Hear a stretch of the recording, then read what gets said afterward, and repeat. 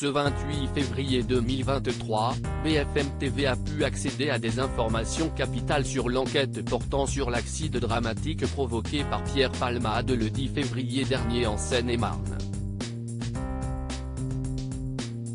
Les analyses du bébé que portait la femme dans la voiture entrée en collision avec celle de l'humoriste ont indiqué qu'il était né viable et vivant, cela appuie les poursuites pour homicide involontaire.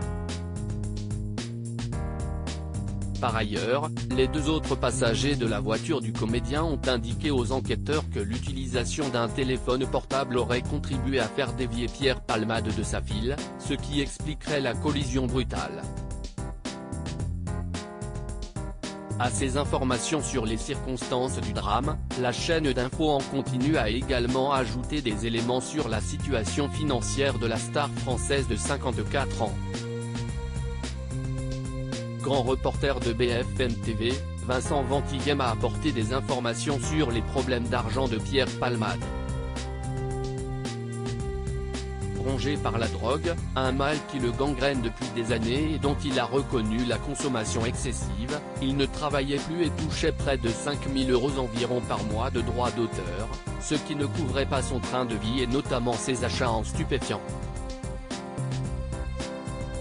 L'une des sœurs de Pierre Palmade a été entendue par les enquêteurs et a révélé que son frère était lourdement endetté, qu'il vivait en dehors de toute réalité financière et qu'il avait des dettes notamment auprès de l'URSSAF, des impôts et de son producteur.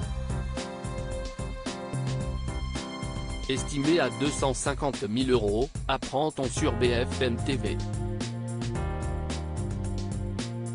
Ce qui explique pourquoi sa maison de Célie-en-Bière a été mise en vente. Sa sœur s'interrogeait également sur l'avenir de son appartement parisien situé dans le 3e arrondissement. À ce titre, elle a expliqué qu'elle s'occupait de lui depuis 2017, et qu'elle lui avait vainement proposé à plusieurs reprises une mesure de tutelle, estimant que son frère n'était plus en mesure de gérer ses affaires, a déclaré le journaliste Vincent Ventighem. Écroué mais dans sa chambre d'hôpital, le comédien qui a fait un AVC le 25 février a été placé lundi en détention provisoire. La chambre de l'instruction de la Cour d'appel de Paris a infirmé l'assignation à résidence de l'humoriste, sous bracelet électronique, dans le service d'addictologie d'un hôpital du Kremlin-Bicêtre. Une autre enquête sur la détention d'images pédopornographiques vise également l'artiste, après un signalement effectué auprès des services de police. Un homme a été mis en examen samedi pour diffusion et détention d'images pédopornographiques, et placé sous contrôle judiciaire dans le cadre de cette enquête.